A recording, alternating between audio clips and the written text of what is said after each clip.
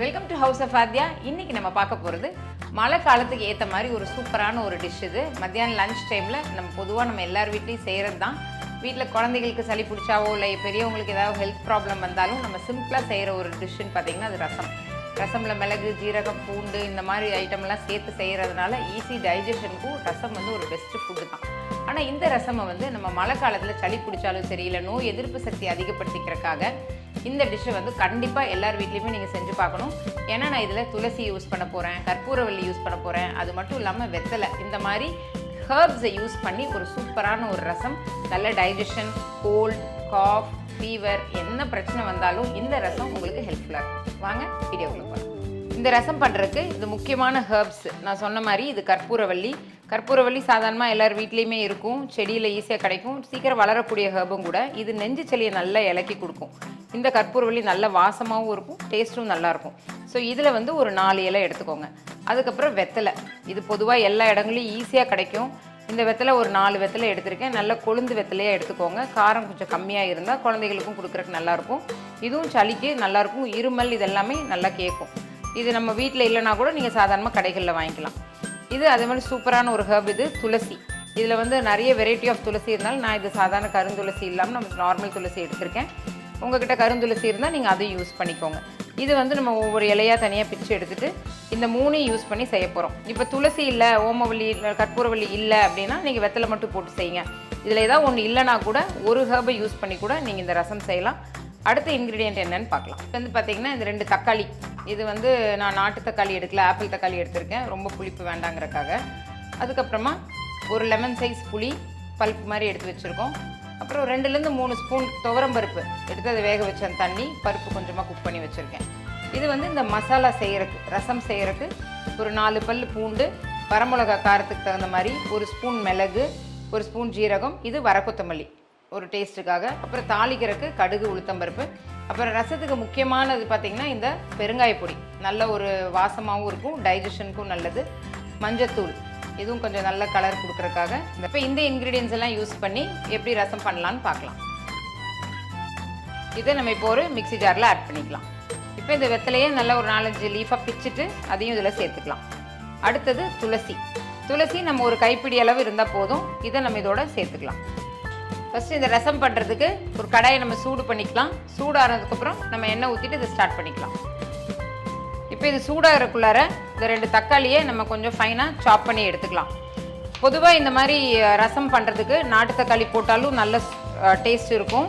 But நம்ம புளி கொஞ்சம் சேர்த்து ஆட் பண்ணுறதுனாலையும் இதில் கொஞ்சம் ஹர்ப்ஸ் எல்லாம் நிறைய போடுறோம், மூலிகைகள் நிறைய போடுறதுனால அதோட டேஸ்ட் நல்லா இருக்கணுங்கிறக்காக நான் கொஞ்சம் புளிப்பு கம்மியாக இருக்கிற தக்காளி சேர்த்துருக்கேன்.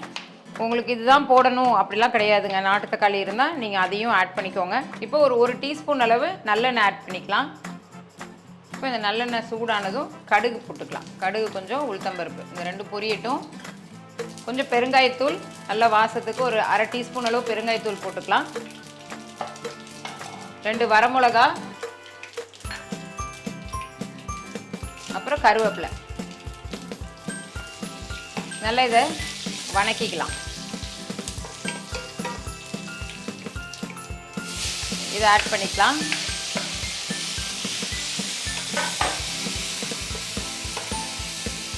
இது நல்லா கொஞ்சம் குக் ஆகட்டும். நல்லா ஈஸியாக குக்காக இருக்குது. கொஞ்சமாக உப்பு போட்டுடலாம்.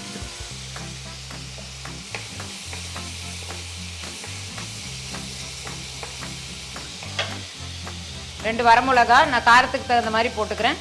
அப்புறம் கொஞ்சம் மிளகு, வரக்கொத்தமல்லி, ஜீரகம்.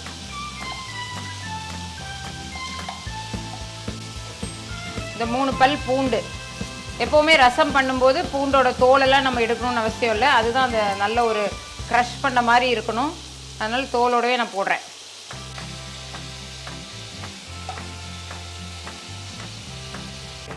இப்போ பாருங்கள், இந்த தக்காளி நல்லா சாஃப்டாக குக் ஆயிடுச்சு. இப்போ நம்ம வேக வச்ச பருப்பு தண்ணி ஒரு 2லேருந்து 3 ஸ்பூன் அளவு ஊற்றிக்கலாம். இந்த பருப்பு தண்ணி கண்டிப்பாக போடணும்லாம் இல்லை. பருப்பு தண்ணி போட்டு செஞ்சோன்னா இன்னும் நல்லா டேஸ்ட்டாக இருக்கும். பருப்பு தண்ணி இல்லைனாலும் நீங்கள் இதே மாதிரி ரசத்தை நீங்கள் செய்யலாம். இப்போ ஒரு 1/2 ஸ்பூன் அளவு மஞ்சத்தூள் ஆட் பண்ணிக்கலாம். அதுக்கப்புறமா நம்ம ரெடி பண்ணி வச்ச ஸ்பைஸ் பவுடர், நல்ல வாசமாக இருக்கும். இந்த ஸ்பைஸ் பவுடரை இதில் ஆட் பண்ணிக்கலாம். இது நல்லா மிக்ஸ் பண்ணி விட்டுக்கலாம். பாருங்கள், நல்ல ரசமோட ஸ்மெல் இப்போ வர ஆரம்பிச்சிருச்சு. அந்த மிளகு, ஜீரகம், பூண்டு எல்லாம் போட்டோன்னே செம்மையாக இருக்கும் இந்த டேஸ்ட்டு. அதுக்கப்புறம் முக்கியமானது இந்த புளி தண்ணி. ஒரு சின்ன நெல்லிக்காய் சைஸ் எடுத்திருந்தேன், அதோட வாட்டர்.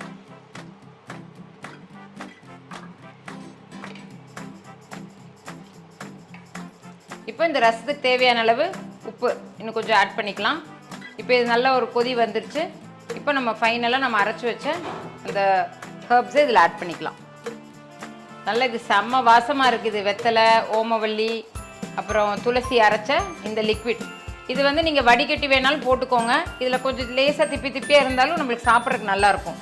உங்களுக்கு வடிகட்டி வேணுனாலும் நீங்கள் ஆட் பண்ணிக்கலாம்.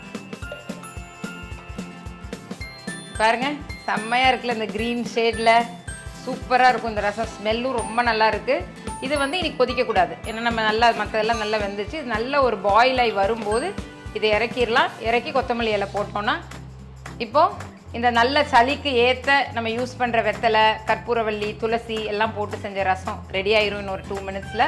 இதை நீங்கள் சூடாக சாதத்தோடையும் சாப்பிட்லாம். நல்ல குழைய வச்ச சாதத்தில் பிசைஞ்சும் குழந்தைகளுக்கு ஊட்டி விடுங்க. இல்லை நல்ல ஒரு சூப் மாதிரி குடிக்கணுன்னாலும் குடிக்கலாம். இந்த மழை காலத்துக்கு ஏற்ற ரசம் இந்த கற்பூரவல்லி ரசம். இதை வீட்டில் ட்ரை பண்ணி பாருங்கள். எப்படி வந்துச்சுன்னு எனக்கு கமெண்ட் செக்ஷனில் சொல்லுங்கள்.